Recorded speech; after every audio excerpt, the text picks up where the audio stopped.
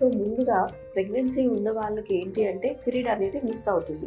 And regular సైకిల్స్లోకి వచ్చేసరికి వాళ్ళకి period miss అయిన వితిన్ 1 వీక్ తర్వాత ప్రెగ్నెన్సీ చెక్ చేసుకుంటే కన్ఫర్మా కాదా అనేది తెలుస్తుంది.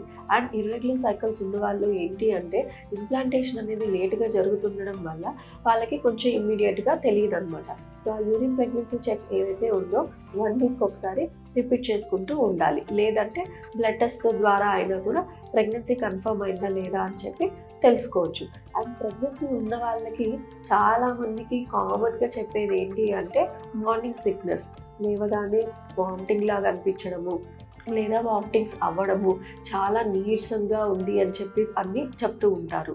అండ్ అలాగే ప్రెగ్నెన్సీ ఉన్న వాళ్ళకి ఎర్లీగా వచ్చేసి బ్రెస్ట్ అనేవి స్వోలన్ అయిపోయి టెండర్గా ఉండి వాళ్ళకి చాలా ఇబ్బందిగా అనిపిస్తూ ఉంటుంది. అండ్ ఏ ఫుడ్ తిన్నా కూడా వాళ్ళకి సరిగ్గా డైజెస్ట్ అవ్వకపోవడం కానీ, లేదా కొన్నిసార్లు వాళ్ళు కొన్ని స్మెల్స్కి స్పెసిఫిక్గా చాలా సెన్సిటివ్గా ఉంటారనమాట.